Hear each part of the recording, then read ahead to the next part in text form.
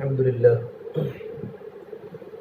لله نحمده ونستعينه ونستغفره ونؤمن به ونتوكل عليه ونعوذ بالله من شرور أنفسنا ومن سيئات أعمالنا من يهد الله فلا مضل له ومن يضلله فلا هادي له ونشهد أن لا إله إلا الله وحده لا شريك له ونشهد أن سيدنا وسندنا وأولانا ومولانا محمدا عبده ورسوله الذي أرسل بالحق بشيرا ونذيرا وداعيا إلى الله بإذنه وسراجا منيرا أما بعد فأعوذ بالله من الشيطان الرجيم بسم الله الرحمن الرحيم والعصر إن الإنسان لفي خسر إلا الذين آمنوا وعملوا الصالحات وتواصوا بالحق وتواصوا بالصبر وقال النبي صلى الله تبارك وتعالى عليه وسلم الدنيا كلها متاع وخير متاع الدنيا المرأة الصالحة او كما قال النبی صلی اللہ تبارک و تعالی علیہ وسلم۔ میرے محترم پیارے بھائیوں اور میری محترم پیاری ماں بہنوں، اللہ تبارک و تعالی نے اس دنیا کو گزرگاہ بنایا ہے۔ یہ دنیا گزرگاہ ہے، یا ہر چیز گزر رہی ہے، انسان بھی گزر رہے ہیں، جانور بھی گزر رہے ہیں، اور گزرتے گزرتے ایک وہ دن آئے گا کہ دنیا سے گزر کر ہمیں آخرت کی طرف جانا ہے، اور آخرت میں جانے کے بعد بھی چھٹی نہیں۔ آخرت میں جانے کے بعد بھی اللہ تبارک و تعالیٰ کے سامنے اپنی ساری زندگی کا ہمیں حساب دینا ہے۔ اللہ تعالیٰ آخرت میں 4 چیزوں کے بارے میں سوال کریں گے۔ جب تک ہم اپنے سوالوں کے جوابات نہیں دیں گے تب تک اللہ تعالیٰ ہمارا فیصلہ نہیں فرمائیں گے۔ سب سے پہلا جو سوال ہوگا آخرت میں، اپنی عمر کو تم نے کہاں لگائی؟ ان عمرہ فیما افناہ، اپنی زندگی تم نے کہاں لگائی، اپنی زندگی کو تم نے کہاں خرچ کیا؟ یہ بہت بڑا اہم سوال آخرت میں ہوگا، اس لیے کہ میں اور آپ دنیا میں زندگی جو گزارتے ہیں وہ آزادی کی طرح گزارتے ہیں۔ زندگی کے ایک ایک لمحے کے بارے میں، ایک ایک سیکنڈ کے بارے میں اللہ تبارک و تعالیٰ کے سامنے حساب ہوگا۔ فَمَن يَعْمَلْ مِثْقَالَ ذَرَّةٍ خَيْرًا يَرَهُ وَمَن يَعْمَلْ مِثْقَالَ ذَرَّةٍ شَرًّا يَرَهُ، ذرہ برابر نیکی کی ہوگی وہ بھی ہمارے سامنے آئے گی، ذرہ برابر برائی کی ہوگی وہ بھی ہمارے سامنے آئے گی۔ من عمل صالحا فلنفسه، جو نیک عمل کرے گی یا جو نیک عمل کرے گا وہ اپنی ذات کے لیے کرے گا، اور جو برائی کرے گا اس کا وبال اسی پر ہوگا۔ وما ربک بظلام للعبید، آپ کا رب اپنے بندوں پر ذرہ برابر ظلم نہیں کرے گا۔ تو سب سے پہلا سوال ہماری زندگی کے بارے میں ہوگا۔ اس اللہ کے نبی صلی اللہ تبارک و تعالی علیہ وسلم نے فرمایا، عقلمند مرد اور عقلمند عورت کون؟ کہ عقلمند مرد عقلمند عورت وہ ہے جو اپنی زندگی میں اپنے نفس کا محاسبہ کرتی رہے۔ محاسبہ کرنے سے دن ہمارے اچھے گزرتے ہیں اور ہماری راتیں اچھی گزرتی ہیں۔ عورت پورا دن گھر میں کام کرتی ہے، اور کام کرنے کے بعد گھر کے کام کاج کی نگرانی کرتی ہے۔ کھانا پکانے میں کیا ہے، جھاڑو کیسے لگانا ہے، گھر کے برتن کو کیسے مانجنے ہیں، گھر کے فرنیچر کو کس طریقے پر صاف کرنا ہے، یہ عورت ساری کی ساری عورت کی ذمہ داری میں بات ہوتی ہے، اس کو اچھی طریقے سے عورت نبھاتی ہے، تاکہ میرا گھر صاف ستھرا رہے، میرا آنگن اچھا رہے، تاکہ میرے گھر میں آنے والا انسان میرے گھر کی صفائی کو دیکھ کر خوش ہو جائے۔ تو جس طریقے پر عورت اپنی ظاہری صفائی کو دیکھتی ہے، اس طریقے پر عورت اپنی باطنی صفائی کو بھی دیکھے۔ جس طرح ہمارا ظاہر اچھا ہو ہمارا باطن بھی اچھا ہو۔ اللہ کے نبی صلی اللہ تبارک و تعالیٰ علیہ وسلم کی دعاؤں میں بات ملتی ہے، یہ اللہ تعالیٰ تو ہمارے باطن کو ہمارے ظاہر سے اچھا بنا دے اور ہمارے ظاہر کو بھی اچھا بنا دے، لیکن پہلے باطن کو سنوارنے کی ضرورت ہے۔ جب باطن سنور جاتا ہے تو ظاہر بھی اچھا ہو جاتا ہے۔ کہ باطن کیا ہے؟ کہ باطن میں دل ہے اور ظاہر میں جسم ہے۔ ہم اپنے جسم کو سنوارتے ہیں اچھے اچھے کپڑوں سے، خوبصورت زیورات سے، کانوں میں بالیوں سے، گلے میں ہار سے، اور ہاتھوں میں کنگن سے، پیروں میں پاجیب سے، نہ معلوم کتنے کتنے مہنگے مہنگے جوڑے پہن کر اپنے بدن کو سنوارتے ہیں تاکہ میرا بدن خوبصورت لگے، میرے بدن کی زیب و زینت اچھی لگے۔ اس سے زیادہ اللہ کے نبی صلی اللہ تبارک و تعالیٰ علیہ وسلم نے ہمیں دل کی خوبصورت بنانے کا حکم دیا ہے کہ ہمارے دل کو خوبصورت بناوے، اس لیے کہ جب دل بدل جاتا ہے تو زندگیاں بدل جاتی ہیں۔ اور آپ صلی اللہ تبارک و تعالیٰ علیہ وسلم نے سب سے پہلے جو محنت کا میدان بنایا وہ صحابہ کرام کا دل بنایا، صحابیات کا دل بنایا۔ دل میں اللہ کے ایمان کو بھرا، اللہ سے ہونے کو بھرا، اور اللہ سے یقین کو اتنا بھرا کہ تمام صحابیات کا مجمع، تمام صحابہ اور تمام صحابیات کا براہ راست اللہ سے تعلق ہو چکا تھا۔ گھر میں کوئی بھی مسئلہ آتا تھا اللہ سے لینے والی بن گئی۔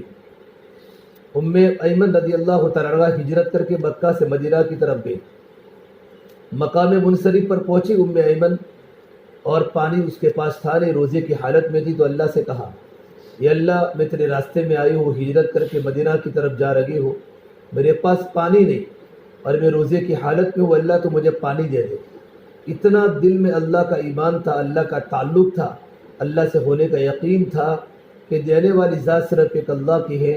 جیسے ہی اللہ کے سامنے سوال کیا، اللہ نے آسمان سے ڈول اتارا، پانی کا بھرا ہوا ڈول اتارا رسی کے ذریعے، وہ ام ایمن کے پاس پہنچا۔ ام ایمن نے پورے ڈول سے پانی کو پیا اور پانی کو اپنے برتنوں میں بھر لیا اور اپنے روزے کی افطاری فرمائی۔ ام ایمن فرماتی ہے اس کے بعد، اس پانی کے پینے کے بعد میں گرمی کے موسم میں روزے رکھا کرتی تھی، لیکن مجھے کبھی پیاس نہیں لگتی تھی۔ اللہ سے براہ راست لینا یہ ہے تعلق۔ یہ جب کب ہوتا ہے؟ جب کہ دل میں اللہ آ جاتے ہیں۔ جب دل میں اللہ آ جاتے ہیں تو ہمارے دلوں کی دنیا بدل جاتی ہے۔ اس لا الہ الا اللہ اس کا تعلق اندر سے ہے، محمد رسول اللہ کا تعلق ظاہر سے ہے۔ جب لا الہ الا اللہ اندر جاتا ہے تو محمد الرسول اللہ باہر آتا ہے۔ جب کلمہ کا پہلا جو جب اندر اترتا ہے تو کلمے کے اندر کے جز کا اظہار محمد الرسول اللہ سے ہوتا ہے۔ ہمارے بدن کے سارے اعضاء اللہ کے نبی صلی اللہ تبارک تعالیٰ علیہ وسلم کی سنتوں کے مطابق ہو جاتے ہیں۔ ہمارا دیکھنا سنت کے مطابق ہوتا ہے، ہمارے زبان کے بول سنت کے مطابق ہوتے ہیں۔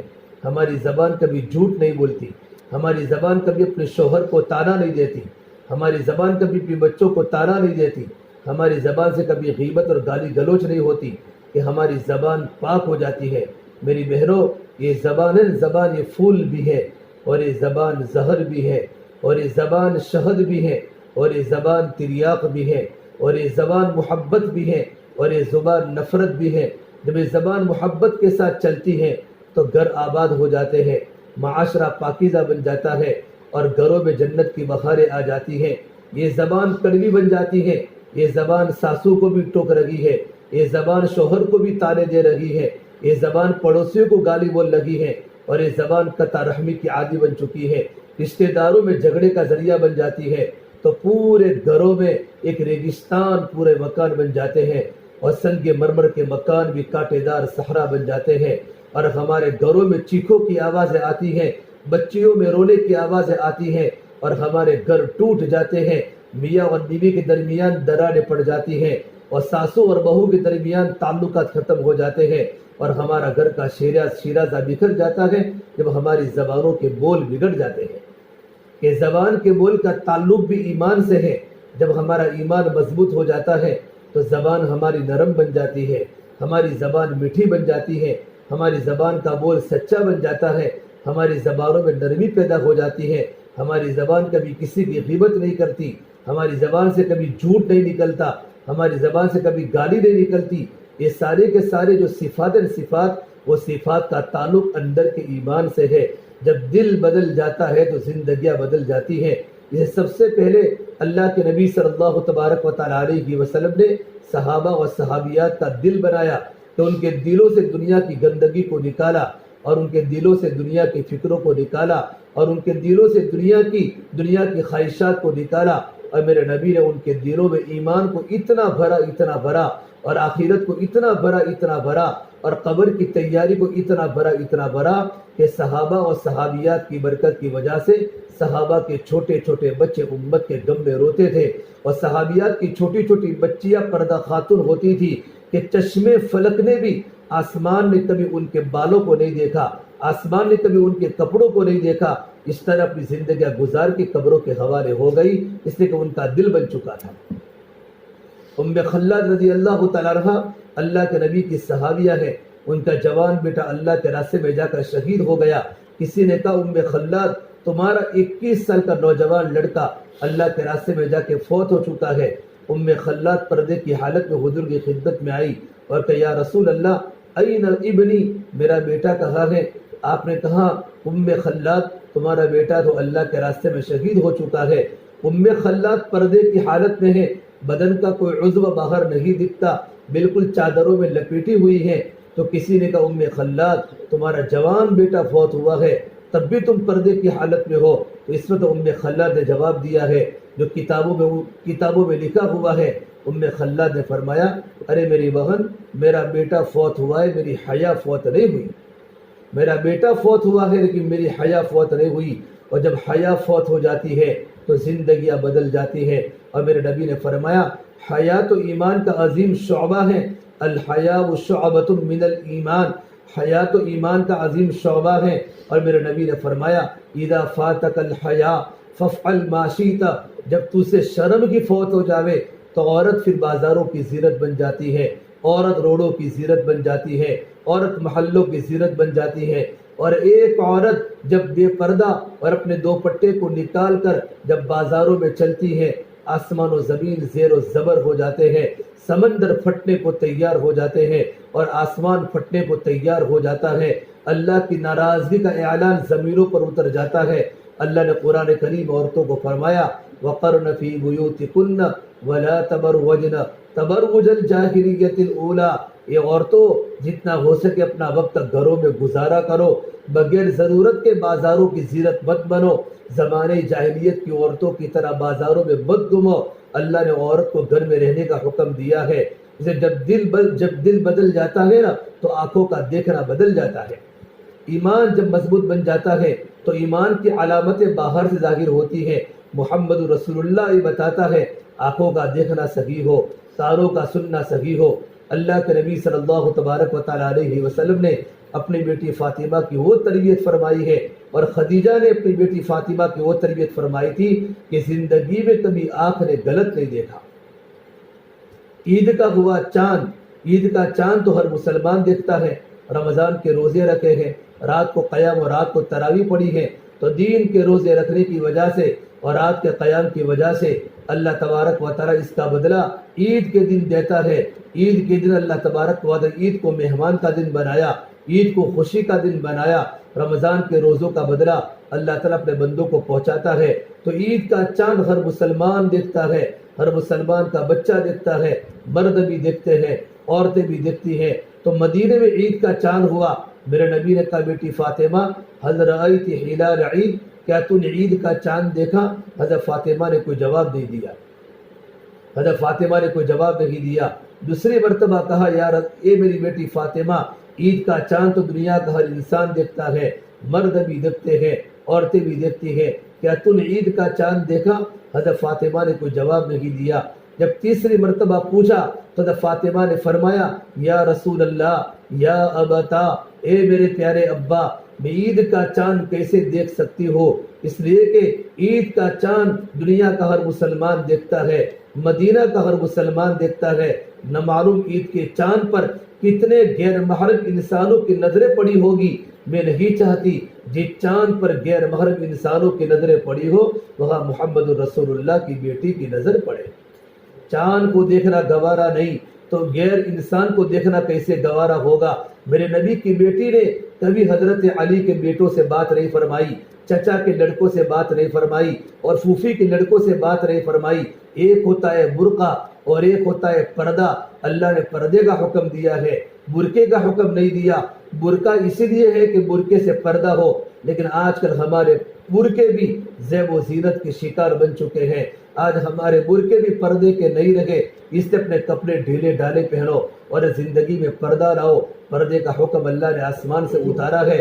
جو علماء نے لکھا ہے اگر کوئی عورت اپنے شوہر کی اجازت کے بغیر جب گھر سے باہر نکل جاتی ہے تو جہاں جہاں وہ گزرتی ہے زمین کے فرشتے بھی لعنت کرتے ہیں، آسمان کے فرشتے بھی لعنت بھیجتے ہیں، اور جس زمین پر وہ گزرتی ہے اس زمین کی تمام چیزیں اس عورت پر اللہ تبارک و تعالیٰ کی پھٹکار بھیجتے ہیں. اللہ کے واسطے اپنی زندگی میں صفات لانے کی ضرورت ہے.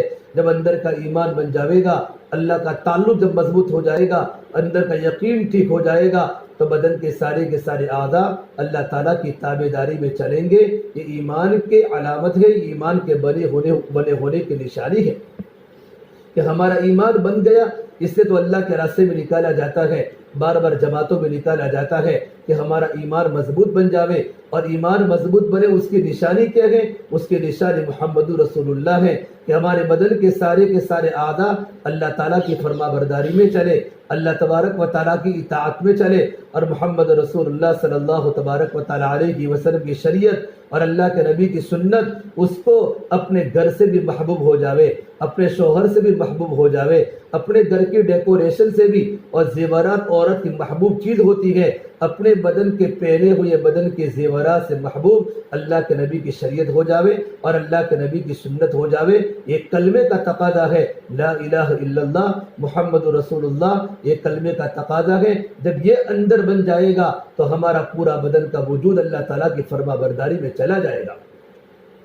پردہ کرو پردہ. اسے میرے نبی نے فرمایا، ایک صحابی نے پوچھا اللہ کے نبی قیامت کب آئے گی؟ تو میرے نبی نے فرمایا لا ادری، مجھے قیامت کا پتہ نہیں.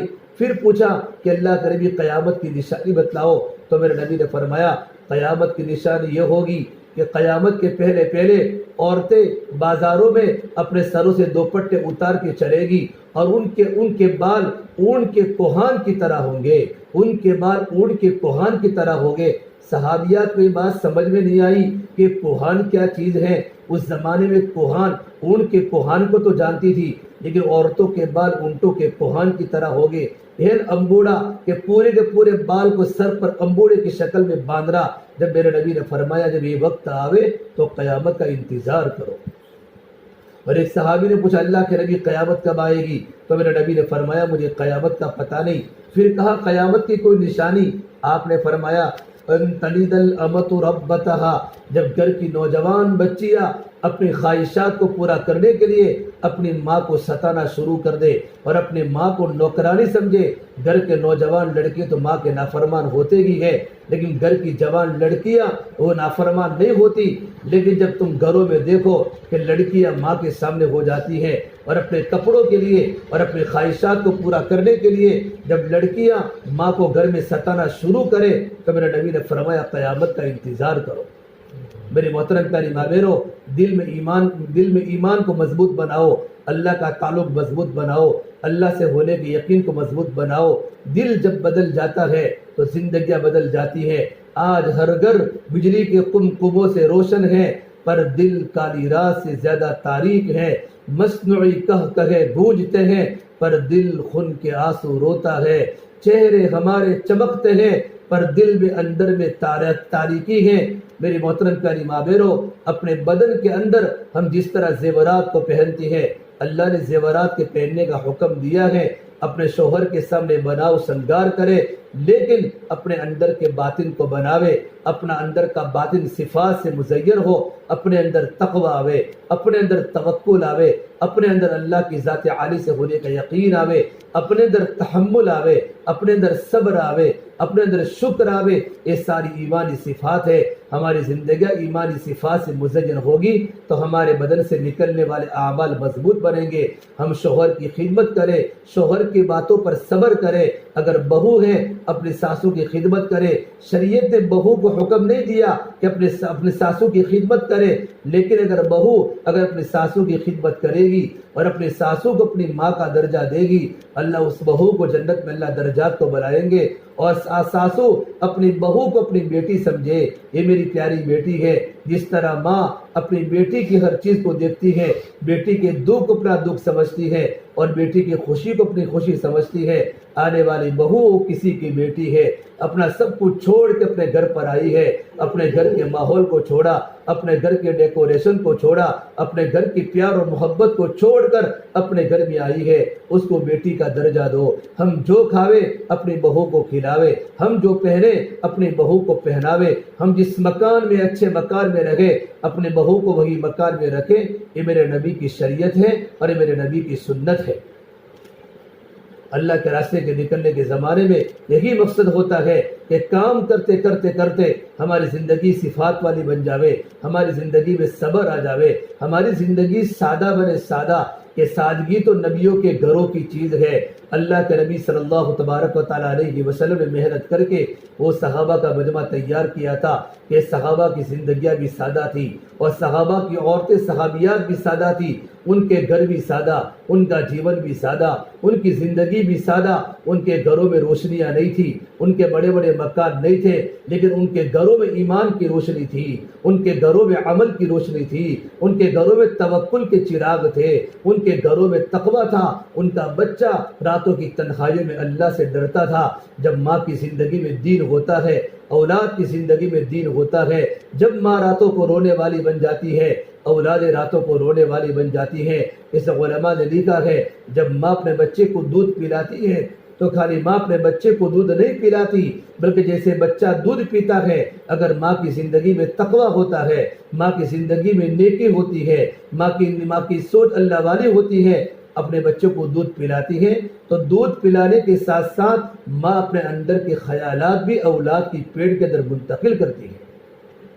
خدا نہ کرے اگر ماں کی زندگی میں دین نہیں ہوتا اور ماں کی زندگی میں تقویٰ نہیں ہوتا, ماں بھی واٹس ایپ کی عادی ہے اور ماں بھی فیس بک کی عادی ہے اور ماں بھی موبائل کی عادی ہے اور ماں بھی گانے سننے کی عادی ہے.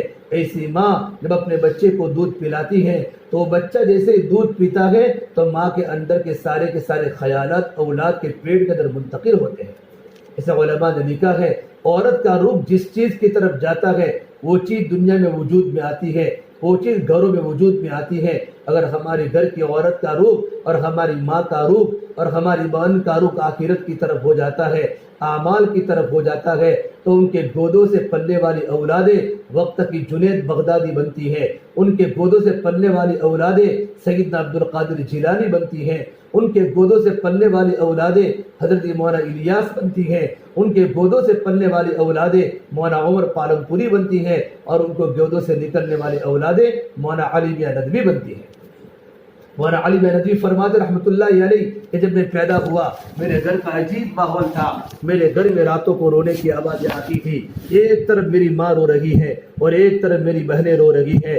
راتوں کو رونا بھی ایک زمانے میں تھا کہ گھر میں ماں بھی روتی تھی, جوان لڑکے بھی گھر میں روتے تھے, جوان بچیاں بھی گھر میں روتی تھی. سب کو آخرت کا خوف تھا, سب کو قبر کا ڈر تھا, سب کے دل میں اللہ کا تعلق تھا, اللہ سے رونے کا مزہ سکھا تھا. ارے میری بہنوں, ہم نے دنیا کی چیزوں کے ختم ہونے پر ہمارے آنکھوں میں آنسو آئے ہیں اور ہمارے گھر کی تکلیف پر ہمارے آنکھوں میں آنسو بہے ہیں, گھر میں پیسوں کی کمی پر ہمارے آنکھوں میں آنسو آئے ہیں. کبھی میں اور آپ قبر کے تذکرے سے نہیں روئے, کبھی میں اور آپ آخرت کے تذکرے سے نہیں روئے کہ مجھے جانا ہے اور اللہ کے سامنے کھڑا ہونا ہے. اللہ زندگی کے بارے میں سوال کرے گا, ان عمرہ فیما افناہ, تو نے اپنی زندگی کو کہاں لگائی. یہ تو اللہ کے راستے میں نکل کر تھوڑا احساس ہوتا ہے قبر کا بھی, آخرت کا بھی. جب ہم اپنے گھروں میں چلی جاتی ہے, دنیا کی زیب و زینت ہمارے سامنے آتی ہے اور دنیا کی چمک دمک ہمارے گھر کے سامنے آتی ہے, ہم پوری کی پوری آخرت سے غافل ہو جاتی ہے. اللہ کے واسطے دل میں آخرت کا خوف پیدا کرو, دل میں اللہ تبارک و تعالیٰ کا تعلق پیدا کرو. ہمیں دنیا سے جانا ہے اور اللہ کے سامنے کھڑے ہو کر زندگی کا حساب دینا ہے. اس لیے اس سے اپنی قبر کی تیاری اور آخرت کی تیاری کرنے کی ضرورت ہے۔ اللہ کے راستے میں نکل کر وہ ہماری زندگی کے وہ صفات بنے، وہ صفات اللہ تبارک و تعالیٰ کو محبوب آ جاوے، اللہ تبارک و تعالیٰ کو محبوب ہو جاوے۔ اللہ نے قرآن کریم میں ایمان والے مردوں کے اور ایمان والے عورتوں کے صفات بیان کیے ہیں۔ ان المسلمین والمسلمات والمؤمنین والمؤمنات والقانتین والقانتات والصادقین والصادقات والصابرین والصابرات والذاکرین اللہ کثیرا والذاکرات اعد اللہ لہم مغفرۃ واجرا عظیما۔ اللہ نے مومن مردوں کی صفات بیان فرمائے، مومن عورتوں کی صفات بیان فرمائے کہ وہ تو اللہ کے سامنے رونے والی ہوتی ہے، اللہ کے سامنے عاجزی کرنے والی ہوتی ہے، اللہ کے سامنے خشوع کرنے والی ہوتی ہے، وہ تو صبر کرنے والی ہوتی ہے، وہ تو اللہ کا ذکر کرنے والی ہوتی ہے۔ ان تمام صفات کے بیان کرنے کے بعد اللہ نے فرمایا اگر یہ کرے گی اللہ تعالیٰ ان کے گناہوں کو معاف کرے گا، اور آخرت میں اللہ نے ان کے لیے بڑے بڑے اجر رکھے ہیں اور بڑے بڑے اللہ پاک نے ان کے لیے ذخیرے تیار کر کے رکھے ہیں، جو موت کے بعد اللہ پاک جنت کی شکل میں مجھے اور آپ کو اللہ پاک عنایت فرمائے گا۔ مولانا علی بن ندوی فرماتے ہیں میرے گھر میں راتوں کے رونے کی آوازیں آتی تھی، جب میں نے دیکھا میری ماں راتوں کو رو رہی ہے تو میری ماں کی آہوں کو سن کر اور میں اپنی ماں کی چیخوں کو سن کر میں راتوں کو اٹھتا تھا اور اپنی امی کی گود میں بیٹھتا تھا، اور میری ماں مجھے دیکھ کر فرماتی یہ اللہ یہ میرا بیٹا علی میاں ہے تو میرے بیٹے کو معاف فرما دے، اور میرے بیٹے تو دین کا کام لے لے۔ جب میں تھوڑا سا بڑا ہوا میں نے اپنے گھر میں اللہ سے ہونے کو سیکھا تھا، 24 گھنٹے ہمارے گھر میں دین کے مذاکرے ہوتے تھے، اور میری بہنیں جب گھر میں جھاڑو لگاتی تو اللہ کا ذکر کرتے کرتے جھاڑو لگاتی، اور میری ماں جب کھانا پکاتی تو اس کی زبان پر قرآن کی تلاوت ہوتی۔ ہم نے کبھی گانے نہیں سنے، ہم نے کبھی گالی نہیں سنی، ہمارے گھروں میں کبھی کسی کی غیبت نہیں ہوتی تھی۔ اگر ماں کے سامنے ہم کسی کی بات کرتے تو ماں ہمیں ڈانٹتی، بیٹا غیبت کرنا کتنا بڑا گناہ ہے۔ ماں ہمیں دھتکارتی اور ماں ہمیں سزا دیتی کہ ہماری ماں نے ہماری تربیت کی۔ میں جب لکھنؤ کے بڑے مدرسے میں پڑھنے گیا تو میری ماں نے مجھ پر لیٹر لکھا، اور لیٹر میں یہ لکھا بیٹا علی میاں تم میرے اکیلے بیٹے ہو، اگر اللہ تبارک و تعالیٰ اگر مجھے 100 بیٹے عطا فرماتا اپنے 100 کے 100 بیٹے کو عالم دین بناتی، لیکن بیٹے تم اکیلے ہو۔ میں اللہ سے دعا کرتی ہوں اللہ تبارک و تعالیٰ تمہارے اندر 100 بڑے بڑے بزرگوں کی خوبیاں پیدا کرے، 100 بڑے بڑے بزرگوں کی خوبیاں پیدا کرے۔ اللہ نے مولانا علی بن ندوی کو اتنے بڑے عالم بنائے، اتنے بڑے عالم بنائے، دنیا کے عرب بھی جانتے ہیں، دنیا کے عجم بھی جانتے ہیں، مشرق اور مغرب کی دیواریں بھی جانتی ہیں۔ اللہ نے اس بندے سے کتنا بڑا کام لیا دنیا کبھی تصور نہیں کر سکتی۔ ان کے پیچھے ان کی ماں کی تربیت کا ہاتھ تھا۔ جب ماں کی زندگی میں دین ہوتا ہے اور جب ماں کی زندگی میں تقوی ہوتا ہے، حضرت مولانا عمر صاحب پالم پوری فرماتے تھے، رائے بن کے لاکھوں کے مجمع میں روتے روتے فرماتے اور یہ فرماتے کہ مجھے کارگزاری سنانے کی عادت نہیں ہے، لیکن میں کارگزاری سنانے پر مجبور ہوں کہ میں آج جو تمہارے سامنے بیٹھا ہوں اس کے پیچھے میری ماں کے آنسو ہے اور میری ماں کی قربانیاں ہیں اور میری ماں کی تربیت ہے کہ ہمارے گھر چھوٹے چھوٹے مکان تھے اور ہمارے گھر میں چراغ اور دیوا بتی تھی، اور میری ماں مجھے گھنٹوں گھنٹوں میرے سامنے اللہ کو بولتی تھی، اللہ کے نبی کی سنتیں بتاتی تھی، انبیاء کے اور صحابہ کے قصے بتاتی تھی۔ آج 24 گھنٹے ہماری فکر ہے بیٹا تو نے ہوم ورک کیا کہ نہیں کیا، تو نے لیسن کیا کہ نہیں کیا۔ کہا کہ وہ عورتیں جو اپنے بیٹوں کو یقین سکھاتی تھی اور اپنی بیٹوں کے سامنے آخرت کے تذکرے کھلتی تھی۔ مولانا عمر پالم پوری فرماتے تھے ایک بار میری ماں نے مجھے کہا بیٹا تو یہ حضرت یوسف کا قصہ سناؤ، تو میں نے اپنی ماں کے سامنے حضرت یوسف علیہ السلام کا قصہ سنایا۔ میری ماں رو پڑی اور میری ماں نے میرے سر پر ہاتھ رکھ کے کہا، جب میں 7 سال کی عمر کا بچہ تھا میری ماں نے کہا بیٹا عمر آج تو اکیلا ہے اور گھر میں اکیلی ہوں، تو سنا رہا ہے، سننے والی اکیلی میں ہوں۔ اللہ تجھے اتنا بڑا عالم بنائے گا، اتنا بڑا دین کا داعی بنائے گا کہ لاکھوں کا مجمع تیری باتوں کو سنے گا اور لاکھوں کا مجمع اپنی زندگی کو بدلنے کی کوشش کرے گا۔ جوان لڑکے اپنی زندگی کو بدلیں گے تیرے بیانات کو سن کر، اور جوان بچی اپنی زندگی کو بدلے گی۔ عمر پالم پوری صاحب رائے بن کے اجتماع میں روتے روتے اپنی ماں کو یاد کر کے فرماتے، اللہ میری ماں کو جزائے خیر عطا فرماوے، اللہ میری ماں کی قبر کو نور سے منور فرماوے۔ آج جو میں بیٹھا ہوں میری ماں کی قربانیوں کا نتیجہ ہے۔ میری محترم پیاری ماں بہنوں، اپنی زندگی کو بدلنے کی کوشش کرے۔ جب ماں اپنی زندگی کو صفات والی بناتی ہے، جب ماں کی زندگی میں توکل آتا ہے اور ماں کی زندگی میں تقوی آتا ہے، تو ماں کی زندگی کا اثر اولاد کی زندگی پر پڑتا ہے۔ عبداللہ بن عمر رضی اللہ تعالیٰ عنہ ایک مرتبہ رات کو مدینہ منورہ کی گلی میں جا رہے ہیں۔ ایک ماں نے اپنے گھر سے دیکھا عبداللہ بن عمر اکیلے جا رہے ہیں۔ اپنے بیٹے کو کہا، بیٹے عبداللہ بن عمر اکیلے جا رہے ہیں، تم ان کے پیچھے پیچھے چلو تاکہ دشمنوں کو کوئی تکلیف نہ پہنچاوے۔ بہت دور تک عبداللہ بن عمر چلتے گئے، یہ لڑکا ان کے پیچھے پیچھے چلتا گیا۔ اچانک عبداللہ بن عمر کی نظر پیچھے پڑی، دیکھا ایک لڑکا ہے۔ پوچھا، بیٹا تم میرے پیچھے پیچھے کیوں آ رہے ہو؟ کہ میری ماں نے مجھے بھیجا ہے کہ عبداللہ بن عمر اکیلے جا رہے ہیں۔ تب عبداللہ بن عمر نے فرمایا، روتے روتے فرمایا، بیٹا تیری ماں نے تیری کیا تربیت کی ہے؟ بیٹا تیری ماں نے کیا تیری تربیت کی ہے؟ پوچھا، تو کس کا بیٹا ہے؟ کہ مالک ابن سنان کا بیٹا ہوں۔ ابن عمر نے فرمایا، جب ایسی ماں اپنے اولادوں کی تربیت کرے گی، دنیا میں کبھی اللہ کی طرف سے کبھی حالات کبھی زمینوں پر نہیں آئے گی۔ میرے محترم پیاری بھائیوں، میرے بھائیوں، اپنی خود کی زندگی کو سنوارو۔ میری اور آپ کی زندگی صفات والی بنے اور تقوی والی بنے۔ آخرت کا غم ہمیں لگا ہوا ہو۔ دنیا کمانے کا نام نہیں، زیورات پہننے کا نام نہیں ہے، اچھے اچھے کپڑے پہننے کا نام نہیں ہے، لیکن غریبوں کی طرف بھی دیکھا کرو، اللہ کی نعمتوں کی قدر کرنے کی کوشش کرو اور اپنی زندگیوں کو آخرت کی طرف موڑو۔ ایک وہ دن آئے گا ہمارے بدن سے ململ کے کپڑے نکالے جائیں گے اور ہمارے گلے سے سونے کا ہار اتارا جائے گا اور ہمارے ہاتھوں سے سونے کے کنگن نکالے جائیں گے اور ہمارے پیروں سے پازیب اتارے جائیں گے اور کفن کے کپڑے میں ہمیں ڈالا جائے گا۔ ہمارا گھر کا بنگلہ ہوگا، گھر میں جنازہ پڑا ہوگا، لوگ کہیں گے میں بہن کو غسل دے دیا، کہ ہاں غسل دے دیا، کہ جنازہ کتنے بجے ہے؟ کہ دین کو 11 بجے ہے۔ ہمارے گھر کے آگے نوجوان کھڑے ہوں گے، ہمارے گھر کے آگے علماء کا مجمع کھڑا ہوگا، ہمارے گھر کے آگے ہمارے رشتہ دار کھڑے ہوں گے، ہمارے معصوم بچے ماں کو دیکھ کر آنسو بہاتے ہوں گے، اے ماں میرا ٹیوشن جانے کا وقت ہو چکا ہے، مجھے ناشتہ دے دے، اسکول جانے کا وقت ہو چکا ہے، میرا دفتر دے دے، ماں مدرسے جانے کا وقت ہو چکا ہے، مجھے 5 روپے دے دے۔ روزانہ ماں اپنے بچوں کو دے کر تڑپ جاتی تھی، آج ماں ہے لیکن بولنے والی نہیں ہے۔ ایک طرف شوہر کے آنکھوں میں آنسو ہوں گے اور ایک طرف بچوں کے آنکھوں میں آنسو ہوں گے، اور جنازہ گھروں سے نکالا جائے گا اور قبر میں جنازے کو ڈالا جائے گا، اور کچھ دنوں کے بعد اولاد ماں باپ کو بھول جائے گی اور شوہر بیوی کو بھول جائے گا، اور قبر میں جانے کے بعد پہلا سوال ہوگا، بتاؤ تمہارا پالنے والا کون تھا؟ مرحبا، تمہارا پالنے والا کون تھا؟ بتاؤ تمہارا نبی کون تھا؟ تمہارا دین کیا تھا؟ اور قبر کا خطرناک منظر ہے۔ عثمان غنی رضی اللہ تعالی عنہ میرے نبی کے داماد، ہزاروں مرتبہ میرے نبی نے عثمان غنی کو جنت کی بشارت دی ہے، لیکن جب ان کے سامنے جب قبر کا تذکرہ ہوتا تھا، اتنے روتے کہ روتے ان کی داڑھی تر ہو جاتی۔ کسی نے کہا، یا عثمان انت تذکر الجنت والنار فلا تبکی وتبکی من هذا، جب تمہارے سامنے جنت کے تذکرے ہوتے ہیں اور جہنم کے تذکرے ہوتے ہیں، آپ اتنا نہیں روتے جتنا قبر کے تذکرے سے روتے ہیں۔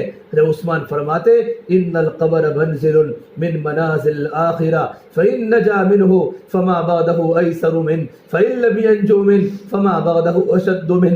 قبر تو آخرت کی منزلوں میں سب سے پہلی منزل ہے، اگر قبر میں انسان کو نجات مل گئی، بعد کی ساری منزلیں آسان ہو جائے گی۔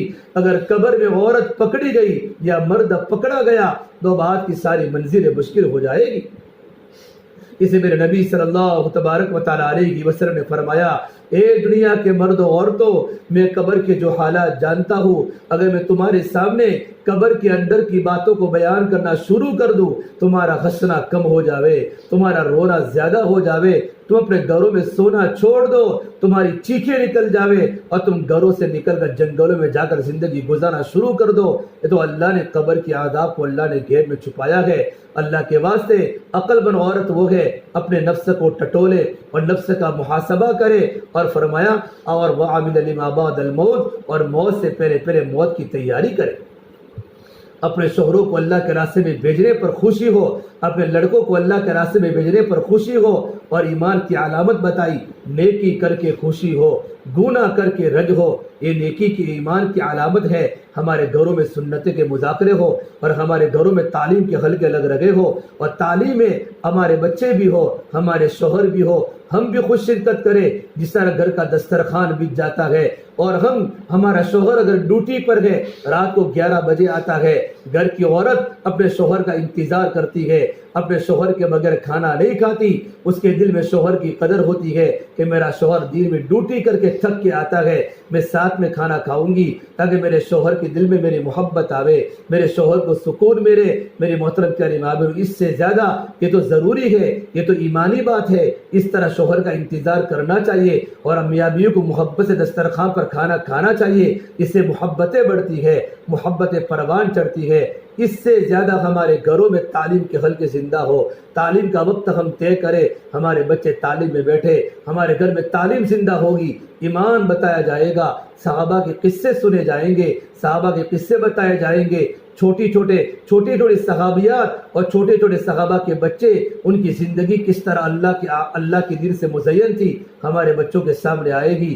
نماز کے فضائل آئیں گے، ذکر کے فضائل آئیں گے، قرآن کی تلاوت کے فضائل آئیں گے، اور علم بننے کے، عالم بننے کے فضائل آئیں گے، اور اکرام کی باتیں سنی جائے گی۔ ماں باپ کے ہم پر کیا حقوق ہے، بیوی کو شوہر کا کیا حق ہے، شوہر کا بیوی پر کیا حق ہے، اور گھر کے کیا حقوق ہے، اور صلہ رحمی کے کیا فضائل ہے، اور قطع رحمی کے کیا نقصانات ہے، پڑوسی کے حقوق آئیں گے، ماں باپ کی خدمت کے حقوق آئیں گے ہمارے، اور وہ تمام کے تمام، یہ سارا کا سارا کرنا صرف اللہ کے لیے ہوگا۔ یہ ساری باتیں ہمارے گھروں میں آئے گی، اور اللہ کے راستے میں نکلنے کے فضائل، اللہ کے راستے میں نکلنے پر کیا ملے گا۔ اور صحابہ نے کیا قربانیاں دی، اپنے بیٹوں کو اور اپنی بچیوں کو یتیم کر دیا، اور اپنی عورتوں کو بیوہ کر دیا، اور صحابیات نے کیا قربانی دی۔ یہ ساری کی ساری باتیں تعلیم میں آئے گی، اور صلہ رحمی کے فضائل اور سخاوت کے فضائل، اللہ کے راستے کی نکلنے کی محنت کے فضائل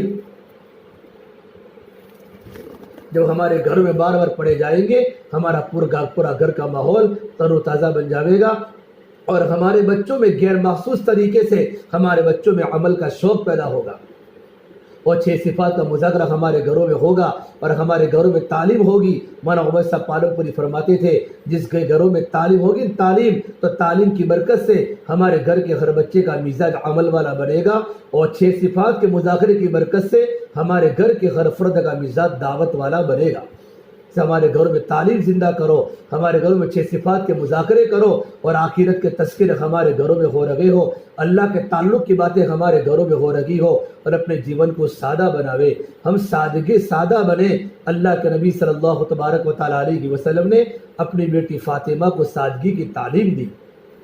اگر آپ چاہتے اپنی بیٹی فاطمہ جنت کے کپڑے پہنتی، اگر آپ چاہتے اپنی بیٹی فاطمہ کی سواری کے لیے براق سواری آسمان سے اترتی، اور اپنی بیٹی فاطمہ کے لیے گھروں میں خادم اور خادم ہوتے۔ آپ کو معلوم ہے نبی کی بیٹی کے پاس خادمہ نہیں تھی، نبی کی بیٹی اپنے کمر پر مشک اٹھا کر پانی بھر کے لاتی تھی، کہ مشک اٹھاتے فاطمہ ٹیڑھی ہو چکی تھی، اور فاطمہ کے بدن پر نشانات لگ چکے تھے۔ اللہ کے نبی کی بیٹی ہے، حسن حسین کی ماں ہے، علی کی بیوی ہے، لیکن حضرت فاطمہ کو پتا تھا دنیا گزرنے والی ہے، دنیا گزر گا ہے، اصل زندگی آخرت کی زندگی ہے۔ اللہ کے نبی صلی اللہ تبارک و تعالیٰ علیہ وسلم نے اپنی بیٹی کو سادگی سکھائی، یہاں تک کہ آپ اللہ کے راستے میں جہاد میں ہے، اور کسی نے کہا یا رسول اللہ آپ کی بیٹی فاطمہ کتنے دنوں سے بیمار ہے۔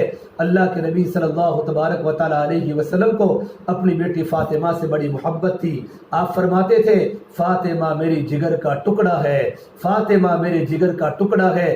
آپ ایک صحابی عمران بن حسین کو ساتھ لیا، آپ فاطمہ کے گھر پر گئے، جا کر دروازہ کھٹکھٹایا، اندر سے آواز آئی من فی الباب، کون ہے میرے دروازے پر؟ تو آپ نے کہا میری بیٹی فاطمہ، تیرے ابا محمد صلی اللہ علیہ وسلم تیری عیادت کے لیے آئے ہوئے ہیں۔ اندر سے آواز آئی یا رسول اللہ کیا آپ کے ساتھ کوئی اور صحابی بھی ہے؟ کیا میرے ساتھ عمران بن حسین آئے ہیں؟ اندر سے آواز آئی اے میرے پیارے ابا، میرے پاس اس سطر کو چھپانے کے لیے کپڑا بھی موجود نہیں ہے، سطر کو چھپانے کے لیے کپڑا موجود نہیں ہے۔ ہماری بیٹی شادی میں 32 40,000 کا جوڑا پہنتی ہے، ہماری بیٹی شادی میں 40,000 کا جوڑا پہنتی ہے۔ نبی کی بیٹی فاطمہ کے پاس ستر چھپانے کا کپڑا نہیں ہے۔ کون باپ اپنی بیٹی کے دکھڑے کو برداشت کر سکتا ہے؟ جب میرے نبی نے اپنی بیٹی کا دکھڑا سنا اور اپنی بیٹی کی زندگی سنی، میرے نبی کو چکر آ گئے اور چکر کھاتے کھاتے گشی تاری ہو گئی اور آپ کی آنکھوں میں آنسو برسنے لگے۔ تھوڑی دیر کے بعد آپ کو افاقہ ہوا۔ آپ کے پاس 2 چادریں تھی، ایک چادر آپ نے لنگی کی شکل میں پہنی تھی اور ایک چادر بدن کے اوپر کے حصے میں تھی۔ آپ نے بدن کے اوپر کے حصے کی چادر کو اتارا اور کہا بیٹی فاطمہ تم اس سے پردہ کر لو۔ تھوڑی دیر کے بعد آپ صلی اللہ تبارک و تعالیٰ علیہ وسلم اپنی بیٹی فاطمہ کے پاس گھر میں پہنچے۔ عمران بن حسین ساتھ میں تھے۔ اندر جا کر دیکھا تو بیٹی فاطمہ ٹاڑ پر سوئی ہوئی ہے۔ پوچھا کیف حالک یا فاطمہ، فاطمہ تیری طبیعت کیسی ہے؟ حضرت فاطمہ نے روتے روتے جواب دیا، اے میرے پیارے ابا، علی اللہ کے راستے میں ہے، 7 دن ہو چکے ہیں، تمہاری بیٹی فاطمہ نے روٹی کا ٹکڑا کھانے تک نہیں ملا۔ یوں کر کے رونا شروع کیا۔ نبی کی بیٹی کا سر میرے نبی کے کندھے پر ہے اور رونا شروع کیا۔ نبی نے اپنی بیٹی کے روتے ہوئے چہرے کو دیکھا اور آنسو کو تڑپتے ہوئے دیکھا تو میرا نبی کا دل بھر گیا اور میرے نبی رو پڑے اور کہا میری بیٹی فاطمہ تو مت رو، والذی بعث اباک بالحق ما ذقت من 3 ایام فواقا، اس ذات کی قسم جس کے قبض محمد عربی کی جان ہے، بیٹی فاطمہ میرے پاس تو 3 دن ہو چکے ہیں، تیرے نبی کو ایک روٹی کا لقمہ کھانے کو نہیں، چکھنے تک نہیں ملا۔ بیٹی تو صبر کر، ہمارے خاندان کو صبر کرنا پڑے گا، اللہ نے آخرت میں ہمارے خاندان کے لیے بڑا اجر رکھا ہے۔ یہ دنیا تو بیٹی فانی ہے، بیٹی تیرے صبر پر اور میرے صبر پر اللہ نے مجھے کلمہ دیا ہے، اللہ نے مجھے دین کی محنت دی ہے۔ یہ کلمہ دنیا کے ہر کچے مکان میں جاوے گا، ہر پکے مکان میں جاوے گا۔ اے میری بیٹی فاطمہ، جہاں جہاں رات کے اندھیرے جاتے ہیں، جہاں جہاں سورج کی کرنیں جاتی ہیں، میری بیٹی یہ کلمہ وہاں پہنچ کے رہے گا۔ آج میں اور آپ جو مسلمان ہیں، جو آج میں اور آپ حالت اسلام میں ہے، یہ اللہ کے نبی کی قربانی ہے، اللہ کے نبی کے گھروں کی بھوک ہے، اللہ کے نبی کی بیٹیوں کی چیخ و پکار ہے، جس کی برکت سے اللہ نے مجھے اور آپ کو اسلام کی توفیق دی ہے۔ ہم اللہ کی نعمتوں کا شکریہ ادا کرے اور اپنی زندگی کی ترتیب بناوے، اپنی زندگی کو سادہ بناوے، اپنے بچوں کو نیک بناؤ، اپنے بچوں کو دیندار بناؤ، اپنے بچوں کو ڈاکٹر بناؤ لیکن دیندار بناؤ، اپنے بچے کو انجینئر بناؤ لیکن دیندار بناؤ، اپنے بیٹے کو وکیل بناؤ لیکن دیندار بناؤ۔ اسکول پڑھانے کی تعلیم کا انکار نہیں ہے، مسئلہ دینداری کا ہے۔ اگر وکیل ہے دیندار جنت میں جاوے گا، ڈاکٹر ہے دیندار جنت میں جاوے گا، اور تاجر ہے دیندار جنت میں جاوے گا، ملازم ہے دیندار جنت میں جاوے گا۔ بیٹوں کو دیندار بناؤ۔ دینداری کے گھروں پر اثر پڑتے ہیں۔ آج ہر جگہ واویلا واویلا ہے، ہر طرف رونا ہی رونا ہے۔ اللہ کے واسطے اللہ نے زندگی بنانے کا موقع دیا ہے، کچھ کر لو، آخرت میں اللہ ہمارا انتظار کرنے والا ہے۔ لمبی لمبی نمازیں پڑھو، تہجد پڑھو، اشراق پڑھو، چاشت پڑھو، گھر میں جھاڑو لگاؤ تو اللہ کا ذکر کرتے کرتے لگاؤ۔ ایک جگہ پر میں نے پڑھا، جو عورت گھر میں اللہ کا ذکر کرتے کرتے جھاڑو لگاتی ہے، اس کو بیت اللہ میں جھاڑو دینے کا ثواب ملتا ہے۔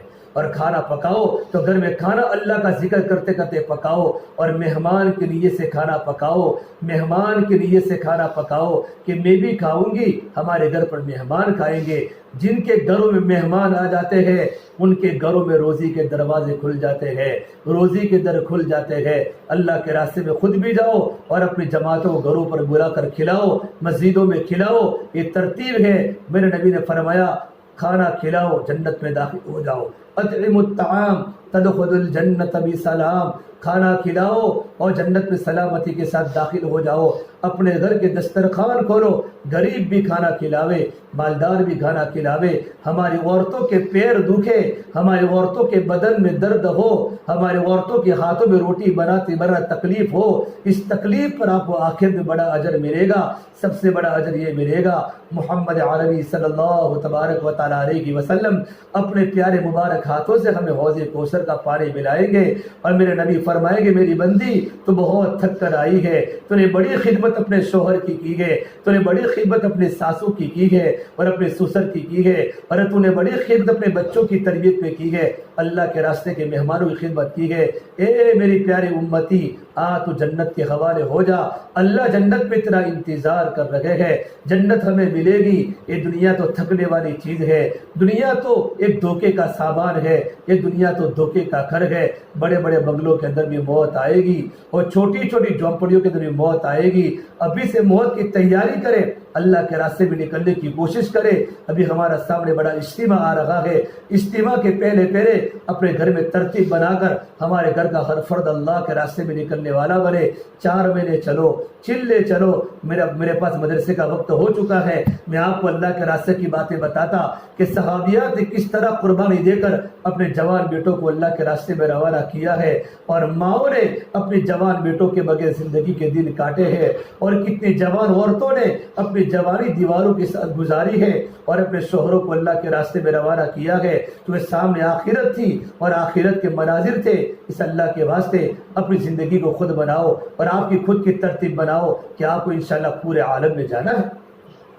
3 دن آپ کے لگ چکے ہیں، آپ 10 دن لگاؤ۔ 10 دن آپ کے 2 یا 3 بار لگ چکے ہیں، آپ اللہ کے راستے میں چلہ لگاؤ، اور آپ کا چلہ انڈیا میں لگے گا۔ عورتیں انتظار میں ہیں، ہمارے پاس مستورات کی جماعتیں آوے۔ ابھی گجرات کا جب مشورہ چل رہا تھا، کتنی مستورات کی جماعتیں کینیڈا کام کر کے آئی، فلپائن کام کر کے آئی، امریکہ میں کام کر کے آئی، اور پناما میں کام کر کے آئی۔ عجیب کارگزاریاں۔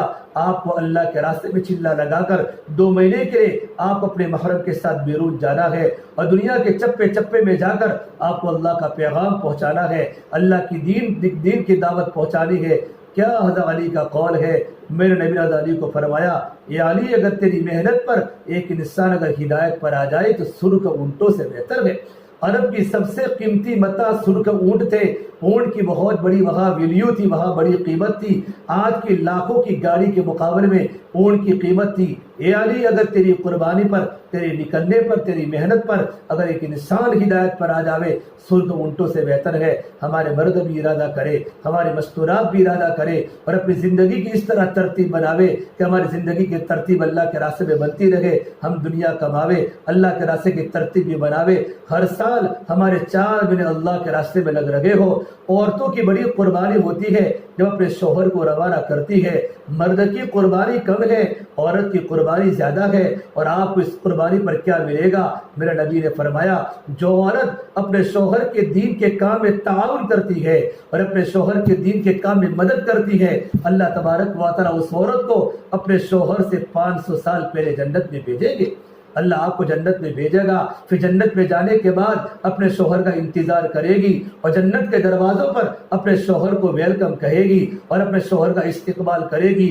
وہ جنت ہوگی، اور اللہ جنت کی عورت کو وہ خوبصورتی دے گا کہ تمام جنت کی حوریں بھی اس کے سامنے ٹھنڈی پڑ جاوے گی۔ یہ جنت کے بدلے میں ہوگا، یہ ایک اعمال کے بدلے میں ہوگا۔ اس اللہ نے دنیا کو آخرت کی کھیتی بنائی ہے۔ جیسی ہماری دنیا ہوگی ویسی ہماری آخرت بنے گی۔ اور میرے نبی نے فرمایا، جیسی زندگی گزارو گی ویسی موت آوے گی، اور جیسی موت آوے گی ویسی قبر سے اٹھائے جاؤ گی۔ اسے میری محترم پیاری بابرو، آپ آج ارادہ کر کے جاوے، انشاءاللہ ہم محنت کریں گے اور اپنے بچوں کی تربیت کریں گے۔ 5 وقت کی نماز کی پابندی کرنا ہے، اور گھروں میں تعلیم کی فضائیں بنانی ہے۔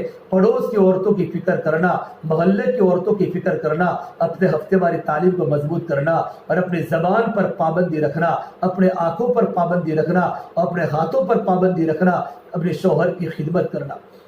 ایک صحابی نے پوچھا، یا رسول اللہ، میری بیٹی کا نکاح ہے تو میری بیٹی کا اس کے شوہر پر کیا حق ہے؟ آپ نے کہا، تمہاری بیٹی کو کہہ دو، اگر تو نکاح ہونے کے بعد اگر تیرے شوہر کے بدن پر زخم آ جاوے، زخم سر کے بالوں سے لے کر پیر کے ناخن تک گمڑے ہو جاوے، زخم ہو جاوے، اور زخم میں پیپ آ جاوے اور پیپ پھوٹنے لگے، اور تمہاری بچی تمہارے شوہر کی پیپ کو چاٹ بھی لے نا، تب بھی اپنے شوہر کے حق کو ادا نہیں کر سکتی۔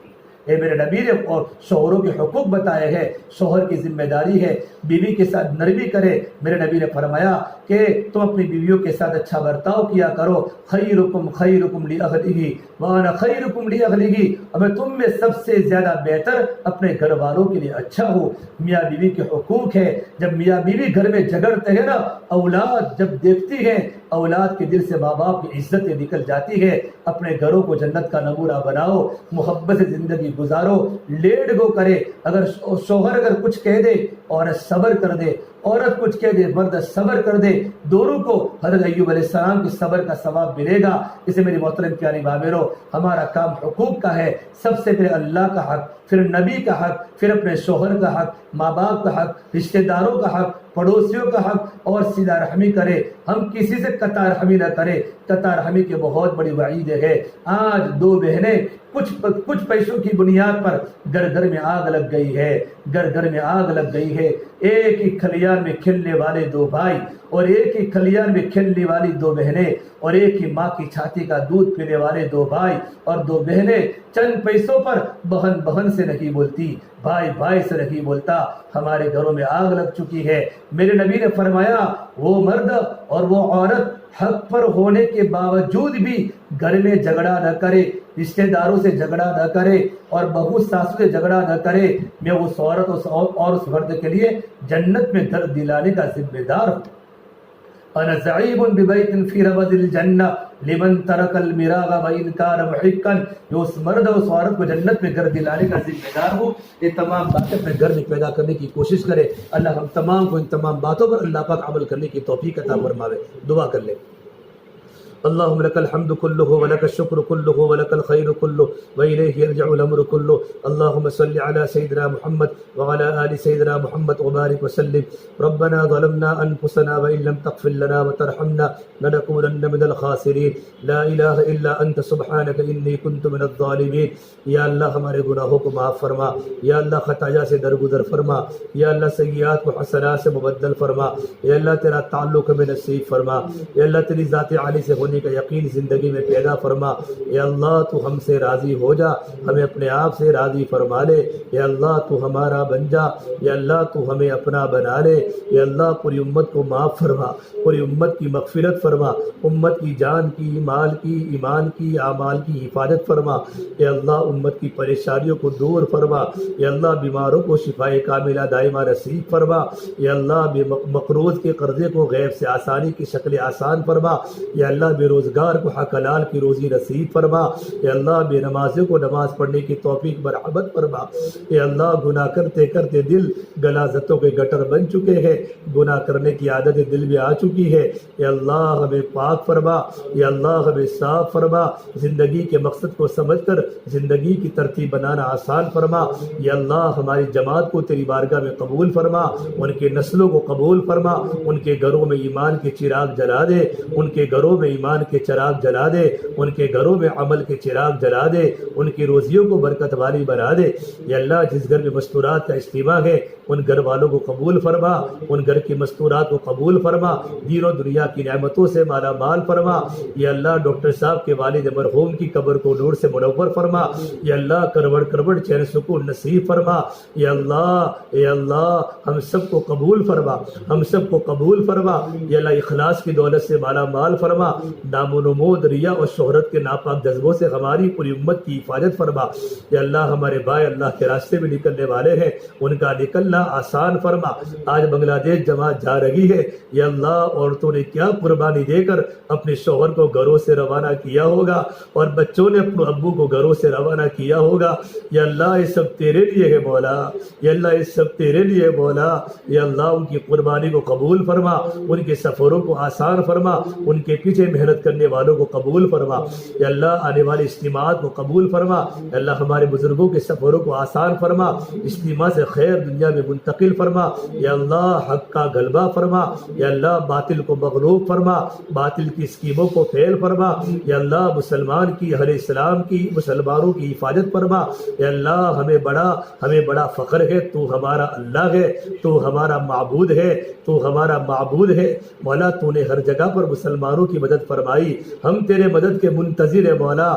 باطل کو پاش پاش فرما. ایمان والوں میں ہمت پیدا فرما. ایمان والوں میں ہمت پیدا فرما. ایمان والوں کے دل سے تیرا خوف پیدا فرما کر دنیا کے خوف ان کے دلوں سے نکال دے. یا اللہ اخلاق حسنہ کی دولت سے مالا مال فرما. جماعتوں کی نقل و حرکت کو، خانقاہوں کو، مدارس، مساجد، مکاتب کو یا اللہ تو قبول فرما. یا اللہ قبول فرما. تمام مکاتب کی، مدارس کی، مراکز کی اللہ تو پوری حفاظت فرما. یا اللہ ہماری دعاؤں کو اپنے فضل و کرم سے پیارے حبیب محمد مصطفیٰ صلی اللہ تبارک و تعالی علیہ وسلم کے صدقہ توفیق ہم سب کی دعاؤں کو اپنی بارگاہ میں قبول فرما. ربنا تقبل منا انك انت السميع العليم وصلی اللہ تعالی علی خیر خلقہ محمد وعلى آلہ وصحبہ اجمعین برحمتک یا ارحم الراحمین.